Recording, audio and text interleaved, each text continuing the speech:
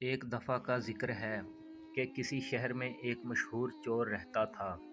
ایک دن اس چور نے اپنے بیٹے کو پاس بلایا اور کہا، اگر تمہیں مجھ سے محبت ہے تو تم چور بننا ہی پسند کرو گے۔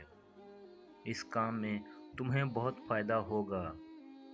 بیٹے نے جواب دیا، ابا جان، اگر میں آپ کی نصیحت پر عمل کروں گا تو کوئی میری عزت نہیں کرے گا اور میں لوگوں کی نظروں میں گر جاؤں گا۔ میرا دل کہتا ہے کہ میں محنت کر کے اپنے لیے روزی روٹی کماؤں اور عزت کی زندگی بسر کروں۔ چور یہ سن کر بہت خفا ہوا اور بیٹے سے کہا، کیا تم نے نہیں سنا ہے کہ اپنے باپ کا حکم ضرور ماننا چاہیے؟ تو میرے حکم سے انکار کیوں کرتا ہے؟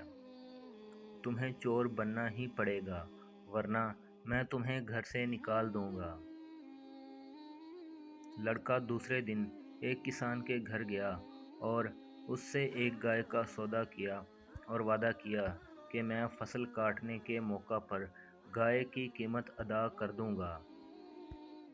جب لڑکا گائے کو گھر لایا تو اس کے باپ نے سمجھا کہ یہ گائے وہ چرا کر لایا ہے، اس لیے اس کو شاباش دی۔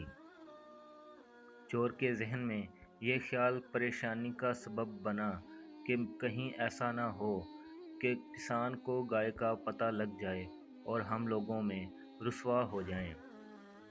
کچھ عرصے بعد گائے نے ایک بچڑا جنا اور وہ خوب دودھ دینے لگی۔ دونوں باپ بیٹے مزے سے اس کا دودھ پینے لگے۔ جتنا دودھ چور پیتا تھا اتنا ہی دودھ اس کا لڑکا بھی پیتا تھا، مگر چور روز بروز نڈھال ہوتا گیا، کیونکہ اس کے ذہن میں بار بار یہی خیال آتا تھا کہ کہیں گائے کی چوری کا راز کھل نہ جائے اور وہ رسوا نہ ہو جائیں۔ دوسری طرف اس کا لڑکا دودھ پی پی کر موٹا تازہ ہو رہا تھا۔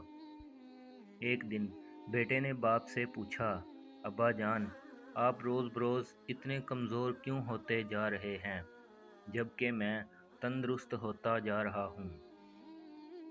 اس پر باپ نے اپنے دل کا اصلی حال بتا دیا۔